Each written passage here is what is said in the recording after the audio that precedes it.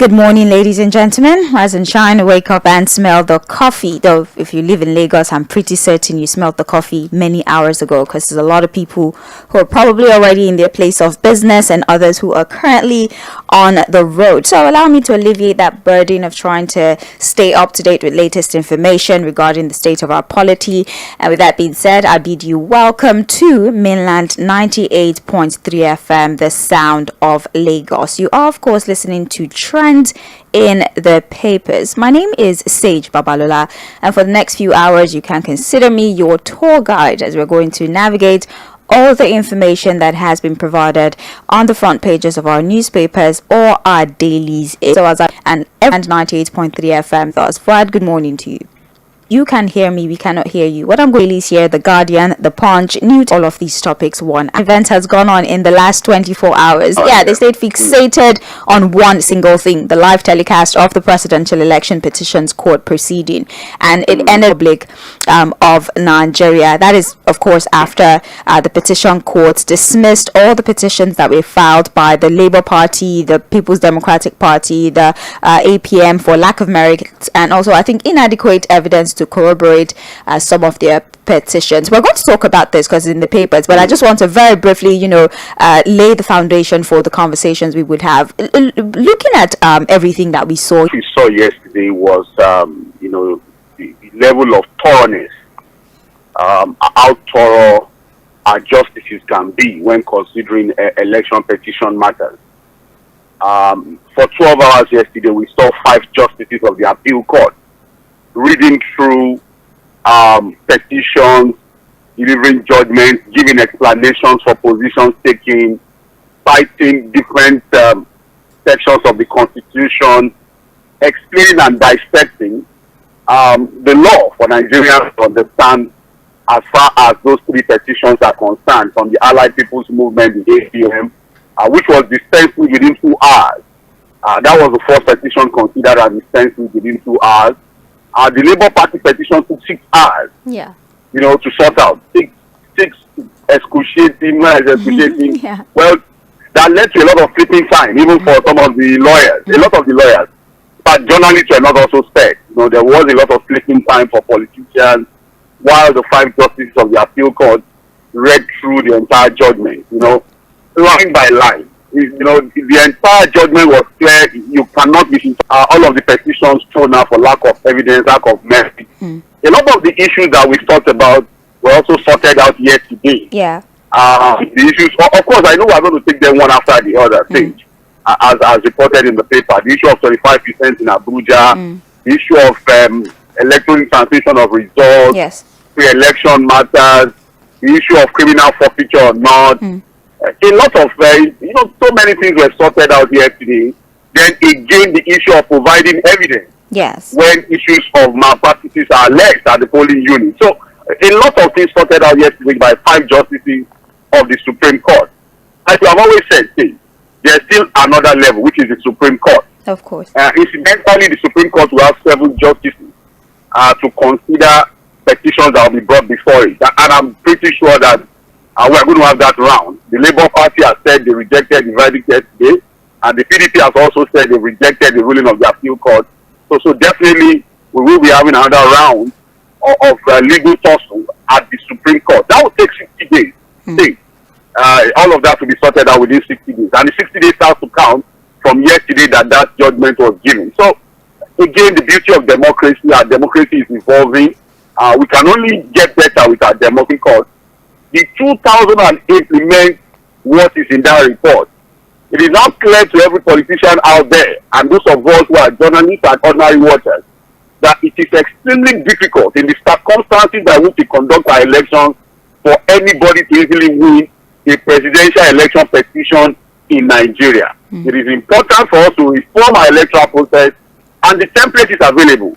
The Justice Wales report in 2008 has dictated what we need to do to get better with our elections. But let's just take the judgment one after the other. Of course, that should lead us to the primary conversation. Now I'm reading from the Guardian newspaper. That's what we're starting today's conversation with. It still trends in the papers. As always, we are streaming live on Facebook and YouTube. So you can still connect with us via social media if you don't have access to your radio. As long as you have data from any part of the world, go to Facebook or YouTube, punch in Mainland 98.3 FM, and you would be immediately connected with us here live in the studio. When it's time to take submissions, we can read all your comments that you leave in the live chat session. Luckily, today is Open Mic Thursday, so you have a liberty to enjoy. Like I said, we're starting with the Guardian newspaper.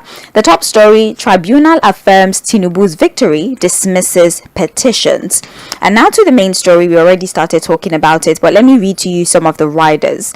INEC cannot be compelled to transmit result electronically, says PPC.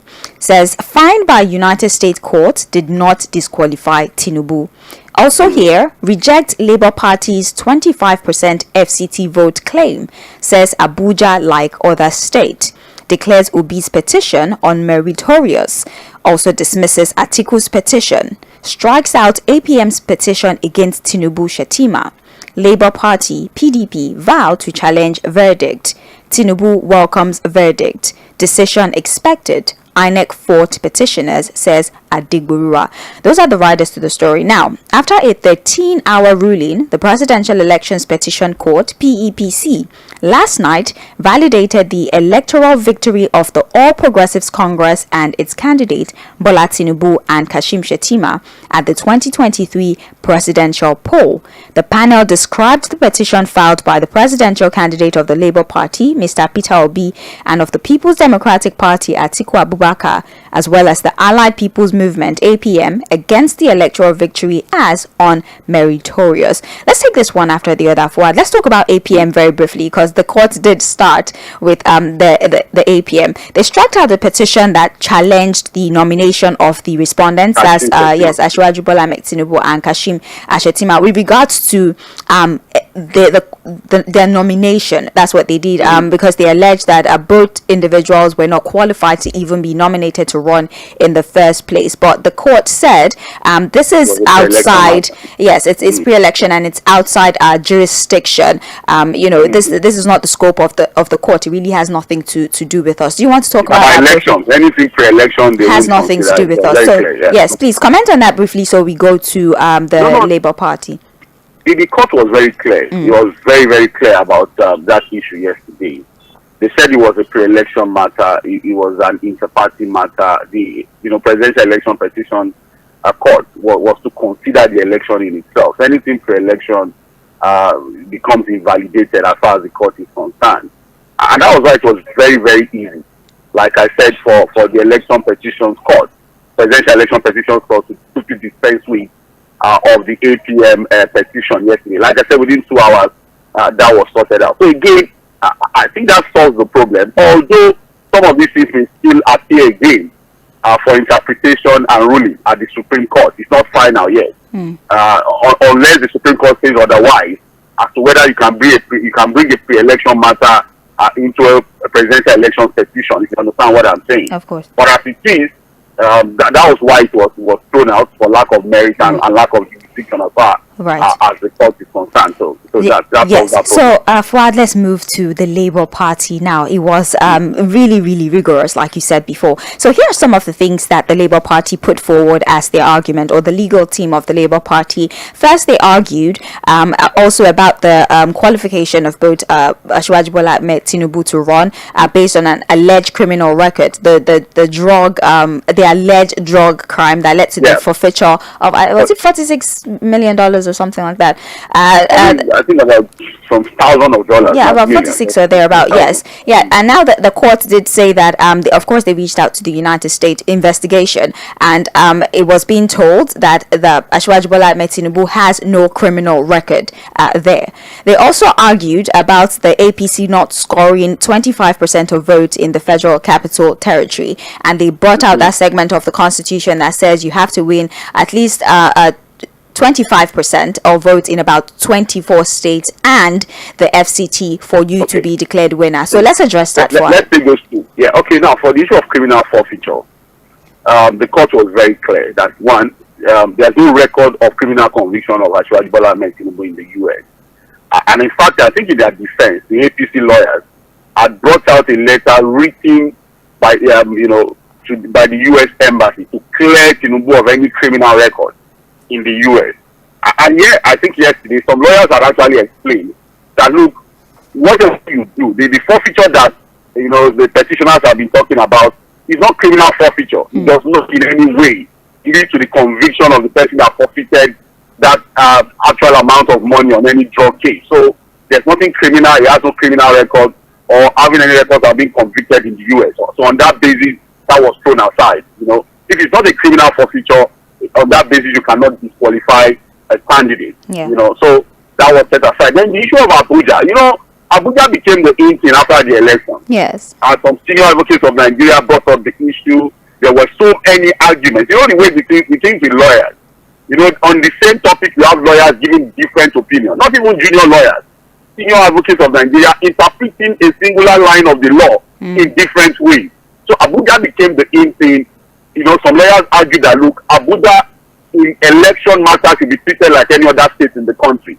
Some lawyers argued that the constitution has said that, look, you must score 25% in Abuja for you to be declared winner of a presidential election.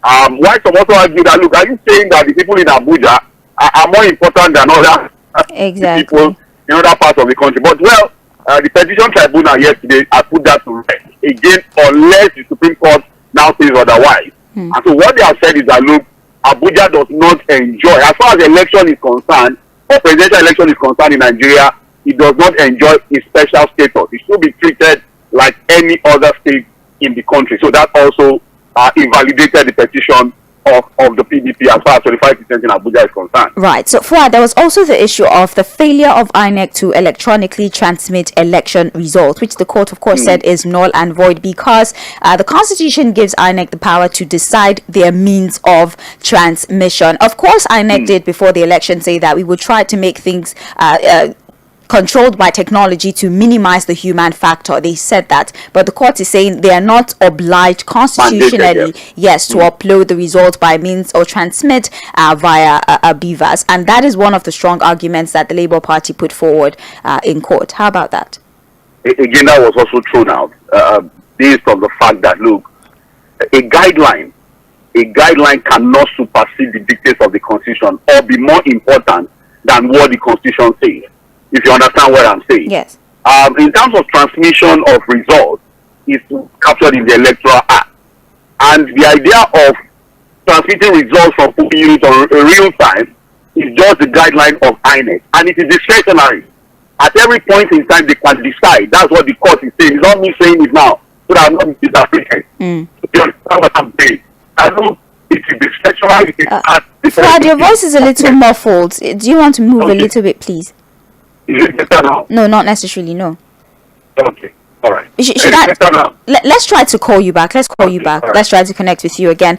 We're talking about what, or should I say, the events that unfolded yesterday at the presidential election petitions court. The judgment that was put forward, everything was addressed one after the other. All the allegations, all the petitions were addressed one after the other.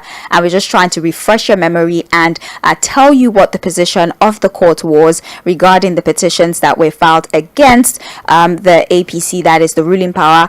The ruling party, and Asiwaju Bola Ahmed Tinubu and his running mate. Apologies, I'm trying to get Fuad back on the line so we can continue this particular conversation. This is Trent in the papers on mainland 98.3 FM, and he's back. Fuad. Yes. So on the issue of transmission of results real time, so the court felt it was majorly discretionary. It was a guideline and it cannot supersede the dictates of the Electoral Act. Just at the same time, the Electoral Act cannot also supersede whatever is written in the Constitution, which is the most important law of the country. If you understand what I'm saying. So, all in all, that was also dispensed with. It was thrown aside for lacking in merit. You understand what I'm saying? So, on that basis, that was also shoved aside as to the fact that, look, the fact that some of the, the presidential election results were not transmitted real time does not invalidate the results of the election. The Labour Party had more allegations, especially regarding election fraud by means of overvoting, malpractices, etc. But here's the thing, they were unable to provide the precise polling units where these said anomalies occurred, and for that the court struck it out. Fuad, your comments, please. The Labour Party had argued that in about 10,000 polling units across the country, there were malpractices, overvoting, voter suppression, and all of that. And so on that basis, they expected that, the election of President Bola Ahmed Tinubu to be invalidated. And what the court has said was that, look, if you allege, you must be able to prove. And when you prove, you are supposed to prove in details. You have to be clear about what you're saying, because these are weighty allegations of fraud and election malpractices. So what the court said yesterday, that basically the Labour Party could not, in specific terms, say the exact polling units where these manipulations took place.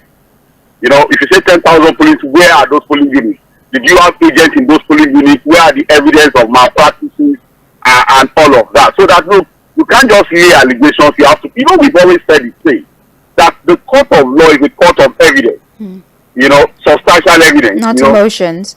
And not emotions, not sentiments, you have to be able to prove, really. And what the court said yesterday was that, look, we had over 170,000 polling units across the country. Yeah. A lot of the political parties could not even have polling unit agents in all those polling units. And I think one of the parties that was not able to get agents in all the polling units was even Labour Party.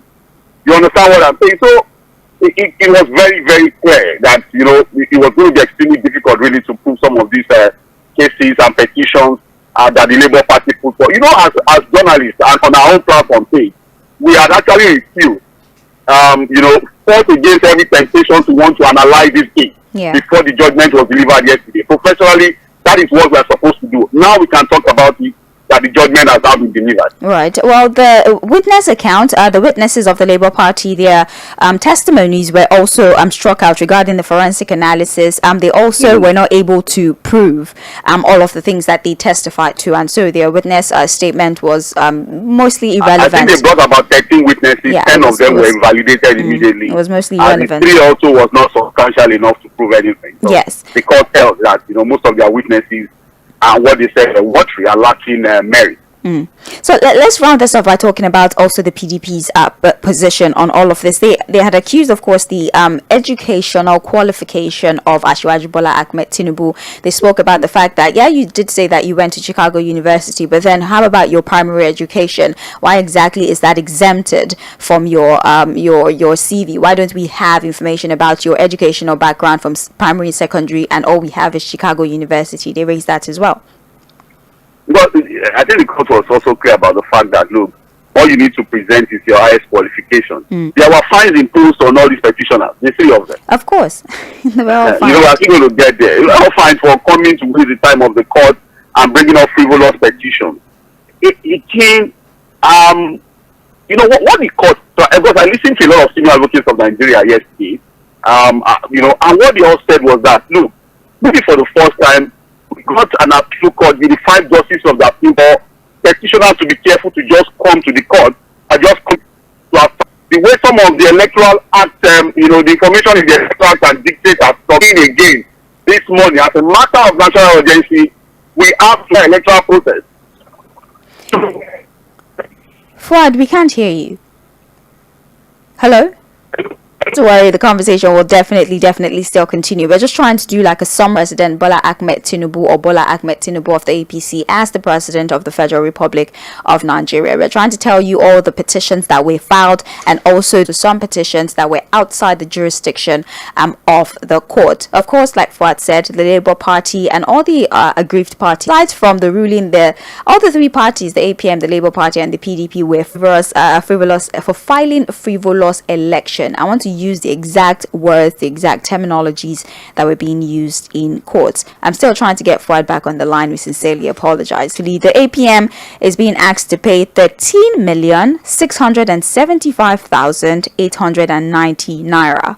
The Labour Party is to pay 47,910,423 million naira. Election. It was on. It wasn't. Yes, you wasted the time of the courts. Basically, you wasted the time of the courts, is what they're saying. There's even no dissent. And what they did with the fine, you look at the money. These are money that politicians will pay, off their pocket. Yeah. If you understand what I'm saying. Even though the court has said that money should be paid within 48 hours. Yeah. Yes, it should be paid. But I think what the court just tried to establish yesterday was that in their own wisdom, the justices considered all of those petitions frivolous and lacking in merit. In fact, some of the justices used stronger words to describe some of the petitions raised by the petitioners. But again, we have not seen no finality to the appeal court judgment as far as presidential elections are concerned. There's still the Supreme Court, which is the highest court in the land, the apex court, to decide on this matter.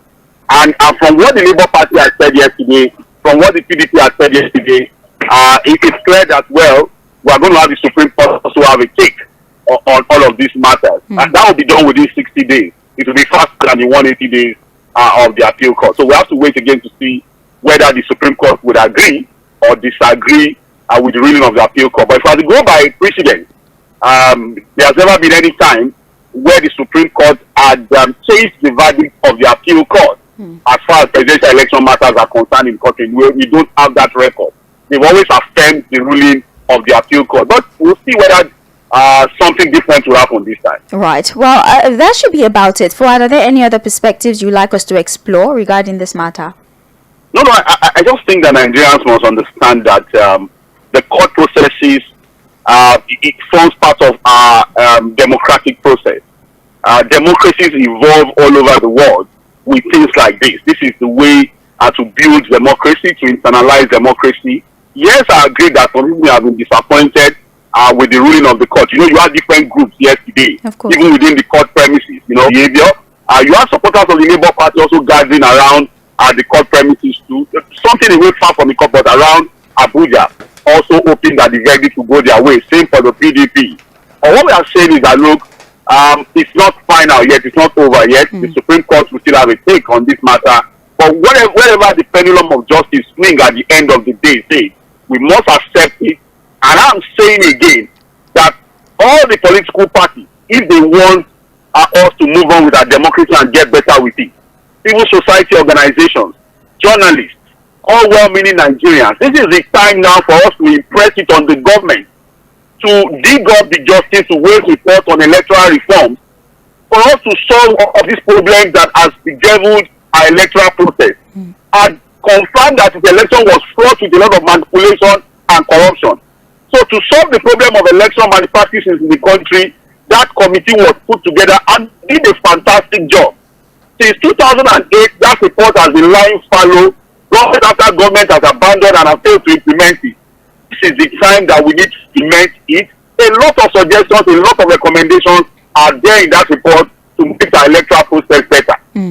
Thank you very much, Fuhad. Page 6 of the Guardian newspaper, and pretty much every news outlet today has that story, so you can go and read in case you missed the proceeding yesterday. We're still talking politics. Another headline here on the front page of the Guardian newspaper reads, Tribunal Assembly elects 𝗪𝗂𝗂𝗧 𝗪𝗂𝗧 of the People's Democratic Party as the actual winner. The chairman of the tribunal, Justice 𝗪𝗵𝗁 𝗪𝗀𝗀𝗀, said 𝗪𝗏𝗏's votes were inflated in 9 polling units of 𝗪𝗀𝗀𝗀 local council, while those of Natasha Uduaghan were reduced by ward collation officers of Independent National Electoral Commission. He says Uduaghan got 1,073 in 9 polling units, but the collation officers recorded 753 from 1,031. So the tribunal has ordered INEC to withdraw the certificate of return issued to 𝗪𝗏 and issue it to 𝗪𝗀𝗀𝗀 Uduaghan, that's Natasha, and conniving Natasha Uduaghan for subverting justice in the senatorial election. So Fuhad, we've seen the court in action again. We've also seen the courts calling out INEC. These are very strong words to use. They say they're subverting the will of the people and they have to pay for that as well. Don't you think it's things like this that usually solidifies the people's mistrust in the electoral body that is INEC? I agree with you completely. First, congratulations to Natasha Uduaghan. who has now been declared the winner of Kogi Central senatorial election. If you remember, the woman saw Shege during before the elections. Remember that was the woman where the road leading to her house on election day was cut out. Yeah. That came and it was tough for her because but it's a form of intimidation. If you look at the judgment again, because from different states of the federation, I think Delta had the judgment, and I think Abia also got the judgment yesterday from the National Assembly Petitions Tribunal. So in fact, within the next 1 or 2 weeks, we're going to get a lot of the courts, the State Petitions Tribunal delivering judgments on all of the petitions before it. But one thing that we need to pick from this Natasha judgment is this. I'm waiting to see those INEC officials, if you tamper with people's votes, the votes of the people, who connive to inflate and reduce figures of candidates to the extent that, the wrong person was declared winner. So it's not just about the fine of the court that matters. I was hoping that, again, the court would have been more specific by saying it itself is criminal, it's fraudulent. So until we now see situations where INEC officials or INEC by its report, it talks about how to whether full-time INEC officials or adults who connive. So if we set this example that say, whether you are adult or NYSC member or a full staff of INEC, you already know that if you are caught, manipulating figures in favor of candidates, you may go to jail or be seriously punished. It will serve as a form of deterrent. Because so unfortunate that INEC officials are complicit in electoral fraud, but then the court has ruled. All right, let's move very quickly because there are other reports that we have to get through. That's on page 30 of the Guardian newspaper, by the way. You're still listening to Trends in the Papers on Mainland 98.3 FM. Please check us out on Facebook and YouTube. We're active there right this very moment. We're streaming live. Mainland 98.3 FM is all you have to search, and you would be directed straight to the station. We're still reviewing Guardian newspaper. My name is Sage Babalola, and I'm having a conversation here with Fuhad Saheed. Now, the headline: stakeholders raise concern over forex inflation. Price increase unlikely to close metering gap. Those are the riders. Now, stakeholders have raised concern about the Nigerian Electricity Regulatory Commission's decision to increase the prices of electricity meters, saying it is unlikely to bridge. Clean for 58,000 will now sell for about 81,000, and a three-phase prepaid meter that was selling for 143,000, that was selling for 109,000, will now be selling for about 143,000 naira. But there have been reactions by stakeholders for it. They're saying they're not doing the right thing. They're putting the cart before the horse. The first thing to do is to bridge the metering gap before you can even start making considerations about increasing the price. But increasing the price of the meters now would even further widen the metering gap that we have at this moment. Is this a sentiment that you can align yourself with? Sage, people have always said, apart from even the prepaid meters, there are allegations already that the tariffs have been increased. Yes. We've been talking about increasing tariff or not. It's what is the allegation? Because light is expensive. People are already saying it. That, okay. This has been done secretly. Because what you used to buy, the units you used to buy with a certain amount of money have now reduced. Yeah. So you have to now pay more. So if we are saying the poor should breathe, if we are saying this is the time, to call, to allow the poor to have some respite, give them some chance to even gather themselves. Things are becoming too expensive. The next thing, prepaid meters have now gone up again. The one that used to buy like something thousand, three-phase meter, I think you now have to buy for 147,000 naira and all of that. Everything keeps going up. And it's frustrating, it's extremely frustrating. I was just telling one of my colleagues this morning, it will not get to a stage where people will just live from hand to mouth. A lot of people are already living from hand to mouth. Where can the extra savings come from now? Where can those savings for you to maybe do some other things with your life, build a house, buy a car, do some other things that you think are essential to living? There's no chance to do that now. It's unfortunate really where everything is going now. The pain is much more than before, and there's nothing coming from government to now assure the people that things will get better in the future. But Fuad, if we let me play devil's advocate very briefly, because 𝗪𝗫 is saying that this increase is not something that they're just doing out of the blue. It's because of the forex crisis, a lot of taxes being paid. These are some of the factors that have influenced the decision to increase the prices of the meter. Every increment, there's always a justification. You have one or two things to say. You understand what I'm saying? You have students have to protest yesterday. Even though the school is saying they've not increased tuition. But there will always be excuses to increase these things. But can the ordinary people just breathe? The poor people should breathe. The president said that. That's what we're About 17.7 million Nigerians are hungry. Would face acute food. 7 million Nigerians are hungry, and the number could increase to 25 million if nothing is done urgently to salvage the situation. Of the figure, about 1 million suffer from acute food insecurity, a term describing people who are hungry and do not know how the next meal will come. There's also highlight on certain states here: Lagos, Borno, Katsina in Nigeria. I'm shocked that Lagos is on this list, Fuad. Yeah, there are parts of Lagos, even within this, there are a lot of areas where you see to live in. I don't know if you saw that report. So that's why it's shocking that we're also one of the most insecure in food. Different reports come from different. What are the sources? Who are these people giving these reports? On survey and then come out with a report. So these days, I'm careful to just go with or not. Nobody should, nobody can bamboozle anybody to, these things are about perception management. You understand what I'm saying? Yes. Your reality is your reality. You can go with whatever perception you want to go with. But the reality is the reality. The inner roads, the infrastructure of Lagos, everything is there for us to see. It's not anything hidden or secret. You understand what I'm saying? So, in terms of poverty, I'm not surprised that we have this number of Nigerians who are facing multidimensional poverty. And all of that is made worse by the recent subsidy removal. So we have to say that, has pushed a lot of people now to either lose their jobs. It will have that effect, whether anybody likes it or not. Unfortunately, people are still hoping that the government will do something to change the narrative.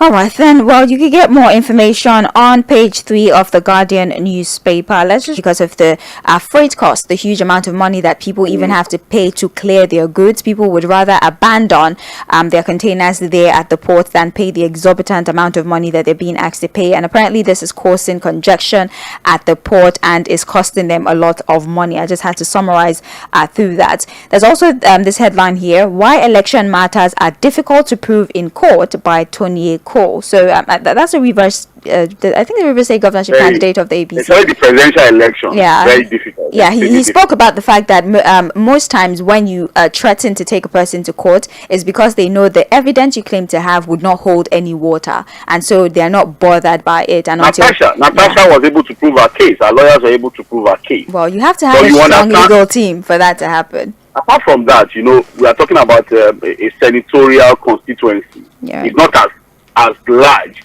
as if, for example, it's a governorship elections petition. Do you understand what I'm saying? Yes. A senatorial zone, we are talking about a presidential election, for example, where you had over 170,000 polling units. Just imagine the number of things. Okay, if you tell INEC to provide election material for you to inspect, you know how many beavers are difficult, really, for you to put evidence and prove your case in election matters that is that widespread. You understand what I'm saying? And that's why we're saying that for us to begin to have this log jam of litigations and all of that, if we have a very smooth electoral process, that takes care of some of these challenges in our election, then we'll be having these cases of back and forth. I'm sure if we have a proper electoral process, we may not even have people going to court to challenge election victory. All right. Well, thank you, Fuad. That is it for the Guardian newspaper. Very briefly, we'll look through New Telegraph. Let's look at the headline here. Reps to unveil identities of those behind oil theft. The House of Representatives ad hoc committee set up to investigate crude oil theft and loss of revenue from gas have vowed to unveil the identities of those behind oil theft in the country. They just went on ahead to analyze the effect of oil theft on the economy, but nothing. That's all they said. Will them. Just why are you telling us that you will? Are they celebrities that they are unveiling? Is it a project? They want to commission. You don't understand. They want to commission. Are these celebrity criminals? If you have the names and the identity of crude oil chief, just hand it over to the DSS and the police to do their job. Get them arrested. It will be nice to see their faces in court. Right. You don't understand? I'm with you. With handcuffs in court, answering questions and being grilled and prosecuted. Really. These people are 𝗧𝗵𝗲, so we have to take our time to show the world. To unveil them. Yes, now. They really tried. They shook the nation.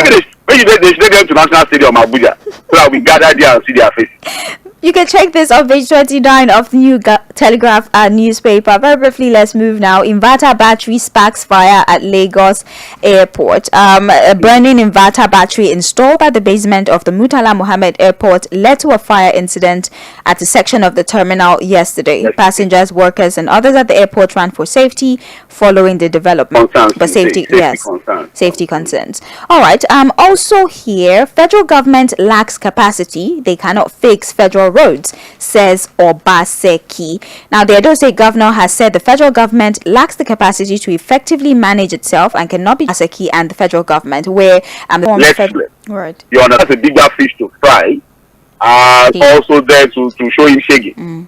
You know, so this issue of federal roads or not, has he fixed any federal road in Edo State?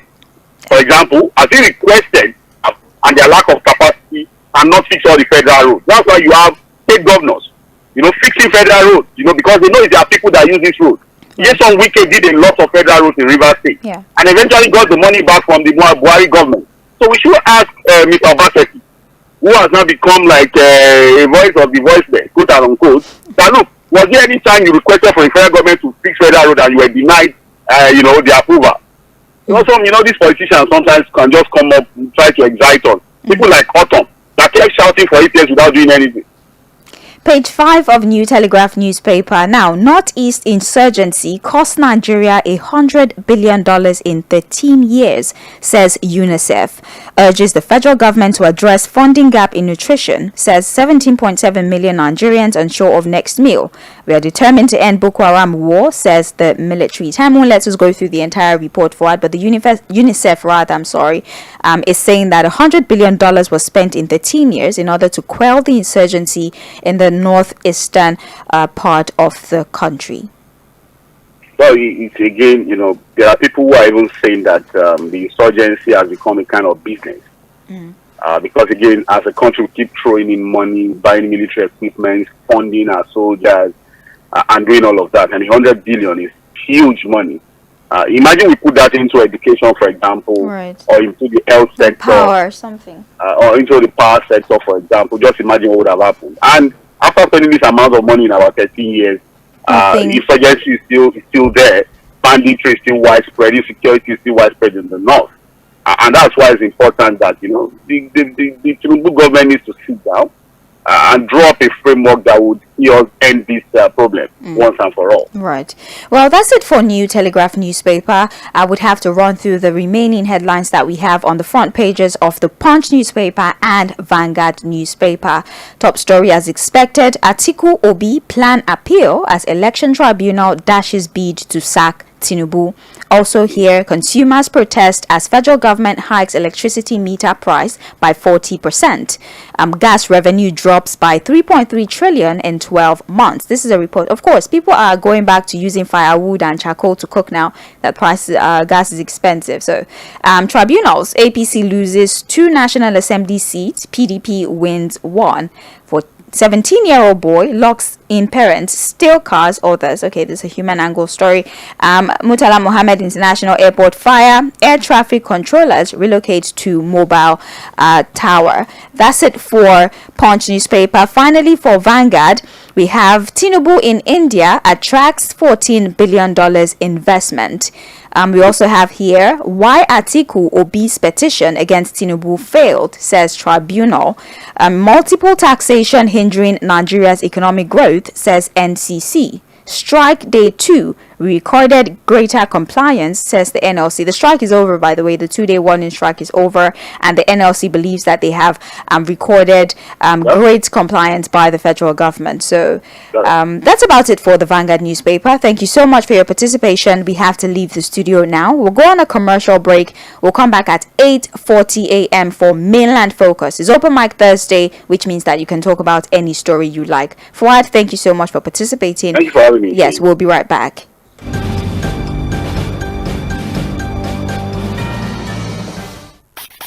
And now, all the way from the 60s, 70s, 80s, 90s, and today. We play the best music. Get ready to experience a whole new level of innovation on the 𝗪𝗁20 Doodle Edition with its exciting glow-in-the-dark feature. The 𝗪𝗁20 series and the 𝗪𝗁20 Doodle Edition comes preloaded with a suite of Google apps. Enjoy more content made for you on YouTube. Get on the go spots, updates and highlights on Google search and lots more. Visit any nearest Techno store to purchase yours now. Techno, stop at nothing.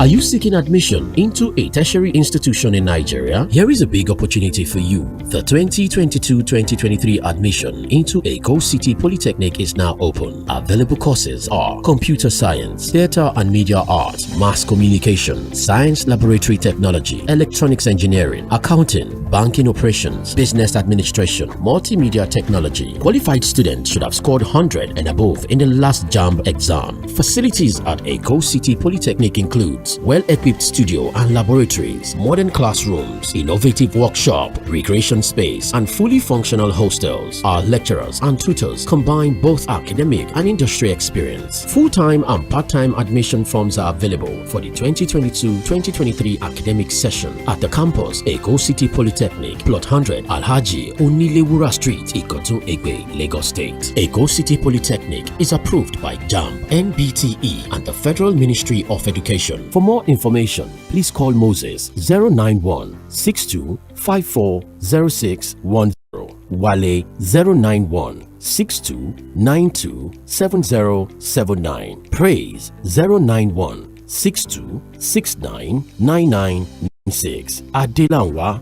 081-2658-0784.